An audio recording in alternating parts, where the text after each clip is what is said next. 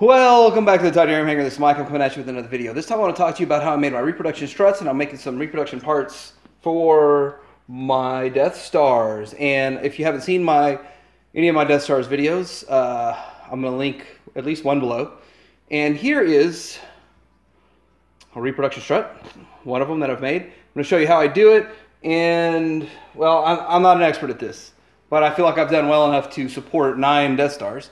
And they stand up and they look good, and I'm happy with that. So anyhow, the first thing I do is start with making the mold. There's 2 different types of molds out there that I used, and there's this one here, which is, I don't know, the brand name is Illuminite, and you get it at Hobby Lobby, and basically you mix the 2 parts together with the correct amount. I think it's 5 parts versus 1 part, something like that.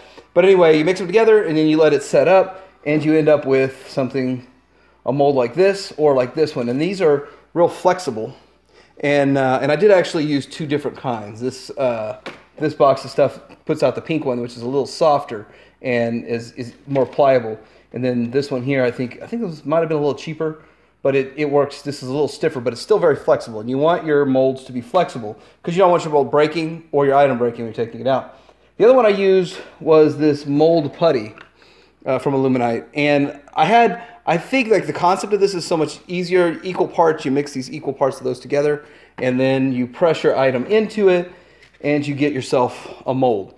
Now that's a one-sided mold, and I don't really think that you can effectively make a good 2-sided mold with this. And the reason is because you might have some air pockets. But with this one over here, it's such a liquid that pours over it and sits overnight. But this sets up in 10 minutes. So anyway, I've got some molds I've made. I've screwed up a whole bunch of other molds, so these are the ones that still work. And then I'm going to show you how I cast in it. So I use the Illuminite, and to tell you the truth, I don't even remember which one you're supposed to do first. But for some reason, I think you're supposed to do the B one first. And this is a 50-50. You add 50-50 amount of this. And what happens is you create this chemical reaction, which makes it solidify over time. And of course, I do have my little setup here in a nice little box, so I don't get it all over the place. So when you mix these together, you're going to notice that it's going to start turning cloudy as you're mixing these. And the cloudiness of this is showing you that it's working. You're supposed to mix it for a full minute, so I won't make you wait. So after mixing it for a minute, you notice it looks like honey, kind of. Then you want to pour it into your mold. I'm not seeing if that's showing up well on the camera, but it's a tough angle. So now I kind of over poured a bit. I'm really worried about one of these molds not filling in all the way, and that's an issue. Now I got a little extra in here. I'm going to use that to make this part. Now it takes, they say it takes like 10 minutes, 15 minutes to set up. But so I made this mold, and if you don't know what this part is, this is the piece to the gunning station that always breaks. When you push the gun down, it holds it in place. So this goes down, holds it in place, then you release a lever that lets up on it, and it shoots it up. So I only have 2 that are not broken. I would have 3, but I actually tested one out. So I made this mold, cut it in half, so I can get it out. But yeah, those break easy. I even had one that was in good shape, and it broke on me, and I was really sad about that. So I'm going to pour this in there. It takes very little to make that part. And in fact, I was surprised how little liquid it actually took to make a part. And then I kind of open the mold a little bit to get it in there. There'll be a little overflow, but it's better than missing part of the piece. And then I'll finish pouring it on the top. Now, I've never really been against reproductions so much. If you know you're buying a reproduction, or if you're making it yourself and you're saving yourself hundreds of dollars. I've kind of been okay with that over the years, but a lot of people don't have the same view on that. One thing I want to point out is always wear gloves. I don't. But on the flip side, I wash my hands so frequently. If I get something on there, it's not a big deal. The mold making is a huge deal. You have got to wear gloves when you're making the molds with the liquid one, because that gets it'll get in your skin and just really tear it up. So this is not good because it is a chemical reaction. You get a chemical burn from it. But remember, you do want to wear gloves while doing this. You see me not wearing gloves, so that's at my own risk. But I am warning you, wear gloves.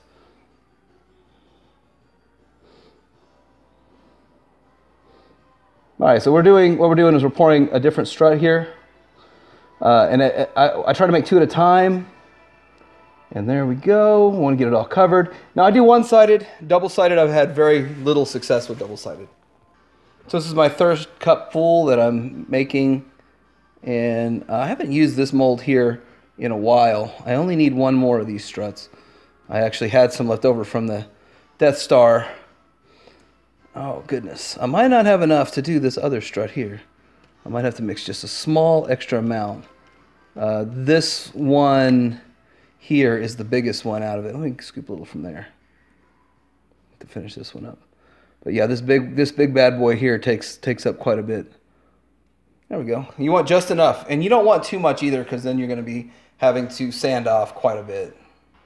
Next, I want to point out that we haven't even hit 10 minutes yet, and this thing is already starting to set up really well. But I've got an issue down here where it didn't make it all the way. And that's sad.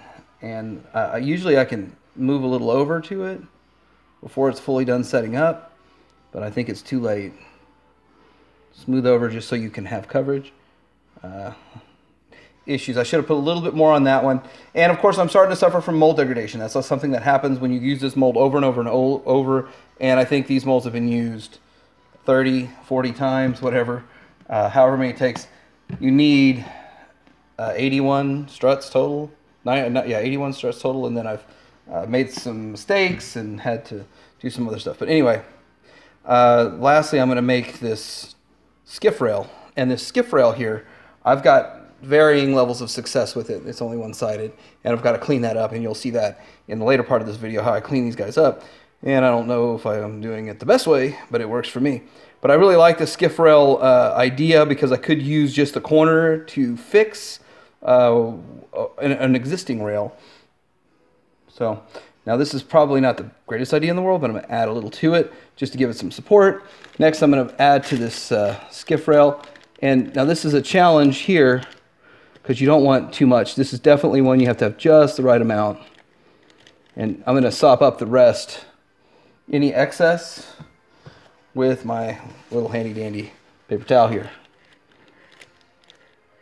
And yes, I still stand by, you need to wear gloves, especially doing ridiculous stuff like sopping up excess resin. I think resin casting is also superior to 3D printing, because the 3D printing is good, but it's not as smooth. It leaves you some ridges and stuff, and there are issues with 3D printing, like sometimes the print doesn't work right and stuff like that. So I'm not against 3D printing at all, actually, to tell you the truth. I'm perfectly fine with people that 3D print, and I would like to get into that eventually one day. And but this is what I'm doing right now. Okay, so we're back, and here these are, where they've been in the mold actually for a couple of days. I've had a lot of stuff happening. We had a party. I had to clean the kitchen up, and then now we're getting back to this. So sorry about all that. So pull it out of the mold, and that's what it looks like. And I think that's a pretty good looking something on that, but it doesn't matter. I'm going to end up painting these eventually, but there's that one. And then, so this one here, the mold is breaking down, and this piece just keeps coming off into the mold, and I probably left it in too long. I'm going to have to get that piece out. This is mold degradation at its finest, let me tell you. Next, I'm going to pull this one out. And one thing I like to point out is that there's a lot of extra, like, spill over because I filled the mold up really good. And the first thing I do is just I kind of break it all off with my hands. And then we're going to go back and try to get this rigid ridge because it is going to be a display piece. And I'm going to try to smooth it out. But this side is perfect looking. Now, you don't have the holes to go all the way through, but I do think that leaving it like this gives it a stronger structural integrity. Now, with this type of mold, with the softer mold, let me see if I can get that on camera. But you have all the details. I can read the number. Let's see. The number says 314032 and is right there. I can't get this to show up on the camera right. Can't get it to zoom in just right. But anyway, that's how good that mold works. If you use that liquid stuff that pours in, it gets every minute detail to perfection. And then I'm making 2 of the same strut in each one of these. So we have this guy here. That just came right out nice and easy. Now there's a lot of extra buildup on that. And the problem is that that's going to need a lot of work to get it down. But I'm going to leave the extra in so it's stronger because it needs a support. There we go. This one here is the last piece. And I'm only doing 1 of these. And I wasn't even doing it because I have plenty. Because you only need 1 for the whole set. Now I'm up to like 6 or 7 of these. So, but yeah, there goes that one. That one, this mold works better than the other mold I have. And because it's this one holds up better too than this one here. This whole mold doesn't hold up as well. So I like this one best. There's the one I have problems with. Yeah, that one there. Sorry. But I still use it anyway.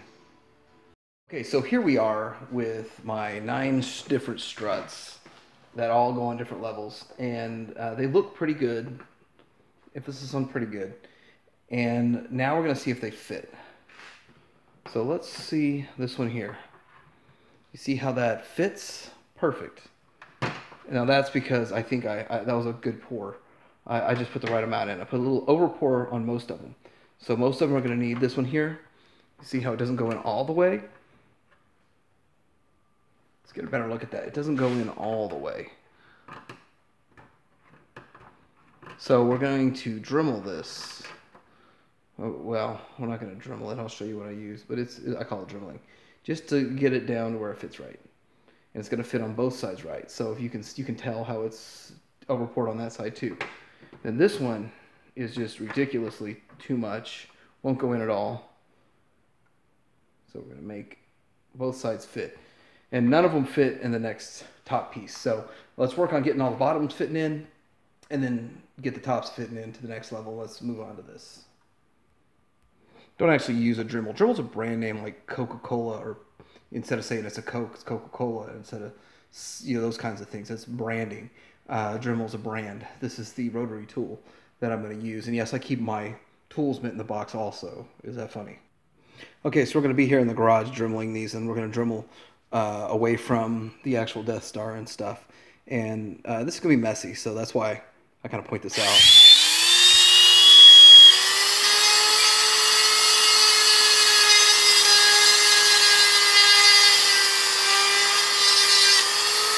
You just need to get it down enough that it will fit in there flush, and that's really all you're working on. Also, I like to do a nice clean edge, so I'm going to get a nice little clean edge using the Dremel tool as best as I can, a rotary tool. Dirty job, but somebody's got to do it. So these 3 struts are exactly the same, and then they fit in there. So I want to point out a couple things. First of all, you want them, I might have to do a little more on this guy here, but you want them to be a little bit tight. You want this to be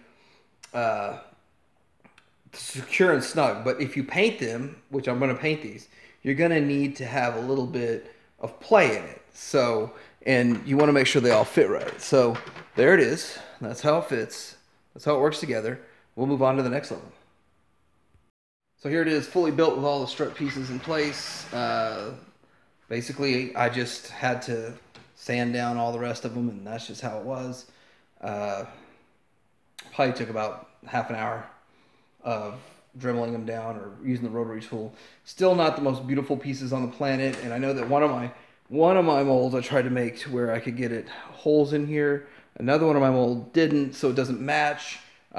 These top pieces, I actually, all my molds degraded and had to make new molds. I didn't have enough stuff for this one, but it wasn't degraded yet. But after making 100 struts for the big project, it became a chore. But anyway, I would not recommend doing this for one Death Star. It's too much work. I would, on the other hand, if I could find some, if you can find them online, they're charging between 10 and 15 bucks a strut. If you can find a full set for like 50 bucks, you're doing well. Maybe a reproduction for 30 or 40 or 50 or something like that. But you can't make this thing stand. You can get the parts for it pretty cheap, pretty easy, but the struts are the hard part. The struts, the foam, and the monster, and then the little hanging piece, but those are the expensive ones. After you paint them, this is about what they end up looking like. There's an original right next to it. So original, now I'm going to talk to you about my originals here, but the original is a little bit lighter than the paint that I picked, but I went through 3 different grays, found the one that looks the best, and I think that I got a winner on the paint. And I found that painting, because of the way mold making works and the dye, I got to dye real close. But after making about 20 of these and dyeing them, I found that the dye was inconsistent from one batch to the next. But painting it gives you an exact consistent look. I don't like the flatness of the paint, but to have a consistent look, I picked that above it. But I'm going to show you something else. There's a reason why I'm into this stuff. 17, 18 Death Stars, and I have all these broken pieces. Alright? So, like, making my spares, if I let my kids play with one, they're not getting original struts. They're going to get these reproductions. And if I was going to have one up on display, I wouldn't mind. No one's going to touch it. It gets original struts. But if there's a way that someone's going to mess with it, I'm going to put these reproductions on it, because these snap. They're not brittle and fragile. It's just there's enough stress and that you'll snap these. So anyhow, let's look at these other parts and pieces. This one came out pretty good. I'm going to do a test on this another time, right, with taking a gun apart. I need to find a gun I want to take apart and all that stuff. But we are looking at this thing here. Use the Dremel tool, clean it up, and let's show you what it looks like. Okay, so here it is on one of my 90s skiffs, and no matter where I go, the dust from this resin is flying everywhere. But this is this guy right here, looking all good. Cleaned up about as well as I can. Clean it up a little bit more than that, I'm sure, but I just was like, hey, it looks pretty good. It looks pretty good at this point. The other side is still real rough. Needs a little bit more cleaning up. I got to be real careful because you can Dremel right through this very, very thin plastic. So this rail is really hard to do, but as long as it looks good. And I had dye and I had the color right, but I couldn't. It was a lot of work to get the dye and the color right, and it's set right. So anyway, like, subscribe, let me know what you think of this video. Tatooine Skiff out.